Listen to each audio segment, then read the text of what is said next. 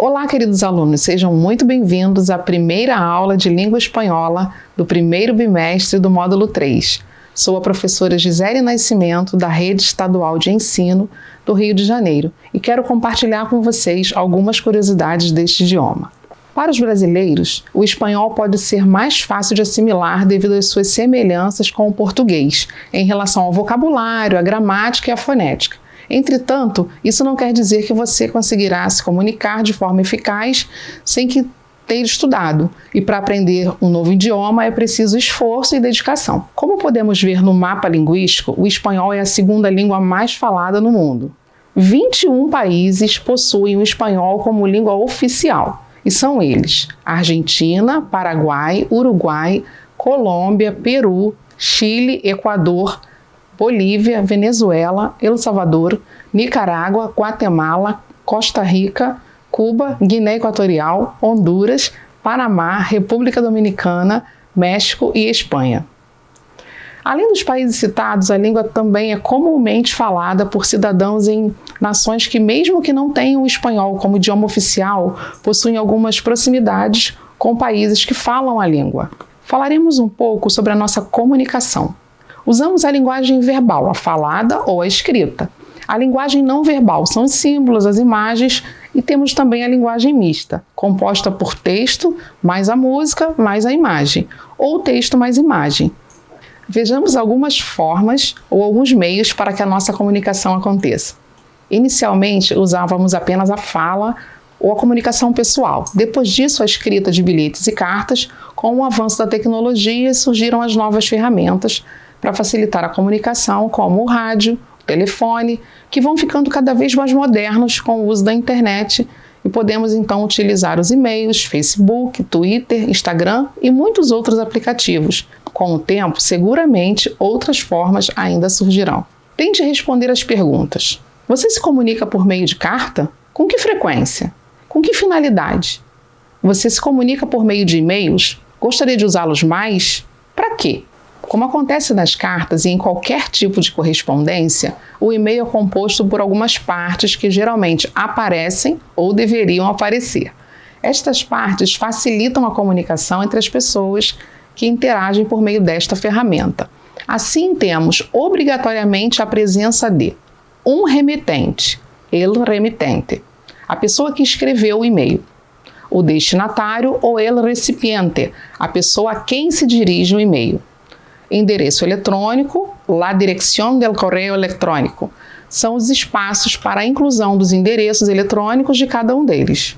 O assunto ou el tema, para alertar o destinatário sobre o tema que será tratado no e-mail. Uma saudação, ou el saludo, utilizada pelo remetente para cumprimentar o destinatário. Uma despedida, ou la despedida, também utilizada pelo remetente para encerrar a conversa com o destinatário. Vamos conhecer alguns saludos e despedidas. Olá, olá. Buenos dias, bom dia. Buenas tardes, boa tarde. Buenas noches, boa noite. Que tal? Como você está? Como te va? Como você vai? E algumas despedidas. Adiós, adeus. Hasta mañana, até amanhã. Hasta luego, até logo. Hasta pronto, até logo. Hasta la vista, até a próxima. Para cada situação, usamos um tipo de vestiário, não é mesmo? A mesma coisa acontece em relação à linguagem e à nossa forma de falar, de comunicação. Ela irá se adequar a quem está sendo dirigida a fala. Por exemplo, em uma entrevista de emprego é uma situação mais séria, onde não há intimidade entre as pessoas e, por isso, um momento mais formal. Então, falamos com mais formalidade. Assim, de acordo com a situação, a linguagem que usamos varia, e em situações de maior intimidade, usamos a linguagem informal. Isso se dá em qualquer língua. Em espanhol, utilizamos dois pronomes de tratamento em relações mais formais, em que exista certa hierarquia e também com pessoas desconhecidas, ou mais velhas, no sentido de demonstrar respeito.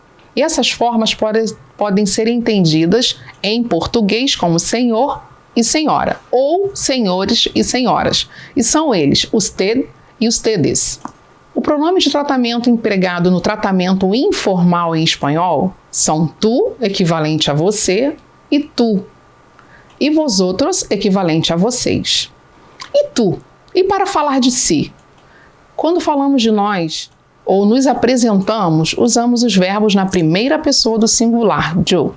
Na língua espanhola, assim como na língua portuguesa, conjugamos os verbos e utilizamos os pronomes possessivos na primeira pessoa do singular. Geralmente, usamos os verbos ser, estar e tener.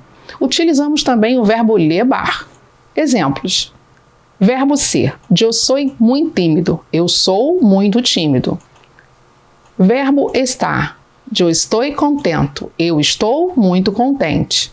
Verbo tener. Eu tenho um perro e um gatito. Eu tenho um cachorro e um gato. E o verbo levar? Eu levo gafas.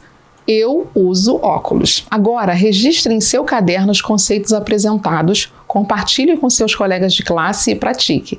Realize as atividades propostas no material do primeiro bimestre, consulte um dicionário sempre que preciso, conforme falei lá no início da nossa aula. Para aprender um novo idioma é necessário esforço e dedicação. Finalizamos aqui a nossa aula. Um forte abraço, até o próximo encontro. Hasta la próxima!